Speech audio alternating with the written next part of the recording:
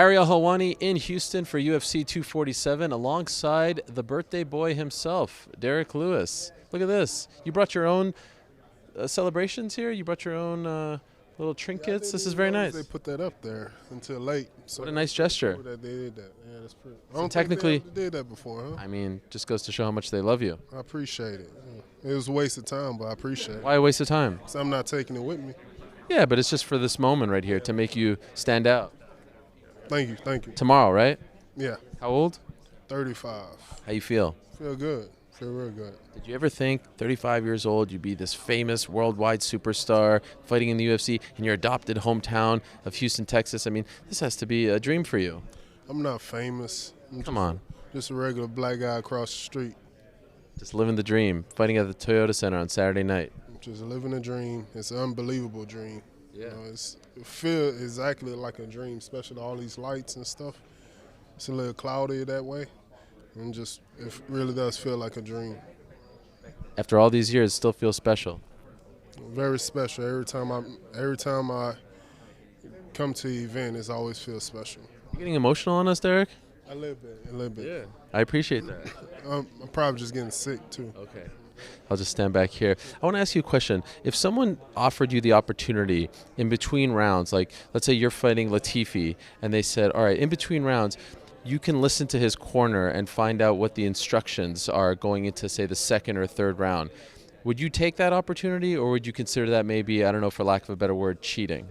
I don't know what kind of question is that, but I wouldn't take it.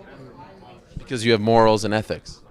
I don't have that much morals, but I still cheat every now and then. But like what? With what? Cheat on my kids. Like if we playing a game, Monopoly or something, I cheat, take a little money here and there. But other than that, yeah, I wouldn't do it. Would you say that this is part of like the fabric of Houston? Like just people like to cheat here? No. Nobody in Houston cheats. Really? No. I feel like there's a baseball team here that's been accused of such things. You see where I was going with that? You see how I built up to that? Seen that. Come on, what could you say about this? I mean, this is not respectable, right? Well, we didn't do it. Put a black eye on the sport, on the city, on the state. No. Stealing signs? Astros didn't do it. They didn't? No. Oh, you're saying they're innocent? We're innocent. About the banging on the dugout? World Series? Never happened. I'm friends with Alex Bregman, Carrera, all those guys. And what you name dropping? I'm pretty sure they would have told me if it was true, and they told me it's not true. So they weren't wearing mics? Nobody's wearing mics. Okay. So you're saying this is all... We go take this all the way to the Supreme Court, man. Okay. Nobody on the Astros cheated. All right. I respect it. Making it up because y'all just hating that a city from Houston, city from Texas had made it that far and did so well. Mm-hmm. Okay, well, I respect you supporting them. Were you surprised when you got Latifi as your opponent? Not a usual heavyweight moving up. Was this someone that was on your radar? No, I really didn't know who Latifi was because I really didn't watch none of his fights until they told me who he was. Then I watched his fights, and I didn't know he was a heavyweight with the video I was watching. And I thought he was a 185er whenever I seen him. Then they were saying that, no, he used to fight at 205. Now he's moving up to the heavyweight. And so I was just thinking that why would he move up to heavyweight? He should have just moved to 185 or something like that because I heard that he's a real short guy. Yeah. He told me he's going to weigh around 250. Oh, shit. That seems a little much, right? Yeah, damn, 250. Yeah. I don't know if you asked him if he's going to have a gas tank to walk around 250. I didn't ask him that one. This is the thing about it, though. You could think you'd be in great shape to carry around the extra weight. You know me, I usually fight around like 280, and I train enough to go 15 minutes. But it's a totally different ball game whenever you have to carry around the extra weight, especially when you haven't been used to fighting in the cage with it in the octagon. How much do you think you'll weigh on Friday? I probably weigh in like 270. 270? No, fight at 270. No, how much do you think you'll weigh? Like weigh-ins? 260. Oh, really? 260? Mm-hmm. I thought we were slimming down. But it's a different 260, right? Yeah, it's different, yeah. Right now I'm at 64 right now. And if the UFC wasn't in Houston for this particular card, would you not have come back so soon? Because you just fought in November. You said you wanted to take some time.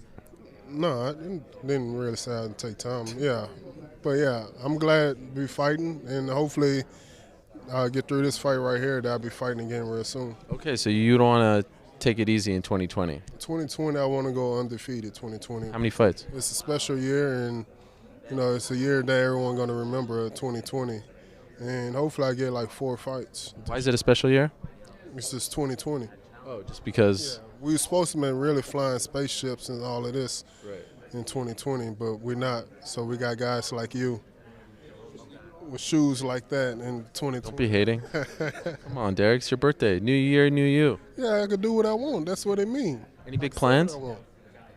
No. Parties? No. My family wanted to come surprise me at weigh-ins because they've never been to none of my fights. My kids. Yeah. And I told them, no, don't do it. Why? Because they don't need to be here. You're working. Yeah, I'm working. What about your wife? I told her, don't worry about it coming. No. Has she ever been to your fights? She always go to my fights, but I told her don't go to the weigh-ins. Okay. But she'll be there on Saturday? Yes, she'll be. All right. Well, it's good to see you again. It's okay to see you. Thank you. I appreciate that. And, I'd like for you to get another crack at the Nose World Order Trivia Challenge because you kind of blew it in December. You were about to shock the world, and then you fumbled the ball at the goal line. You were like the Texans up 24-0 against the Chiefs, and then you choked. This is our last interview of 2020. Remember that. Last interview. Thank you, That's why Derrick. I wasn't happy to see you. Oh, okay. I'm really not going to be happy to see you. Because of the Texans? Because of everybody. You trying to hate on the Houston, period. That's right. And you in Houston. Okay, I'm going to make some phone calls. Where you staying at right now? I'll tell you off camera. Thank you, Derrick, and happy birthday and good luck on Saturday. Thank you. Thank you. Hello, everyone. It's Ariel Hawani. I just came here to thank you for watching our ESPN YouTube channel. It's the best. You know what else is the best? The ESPN app. You can get highlights, analysis, all that stuff and more. And if you want premium content and live streaming sports, there's only one place for all of that. It's ESPN Plus.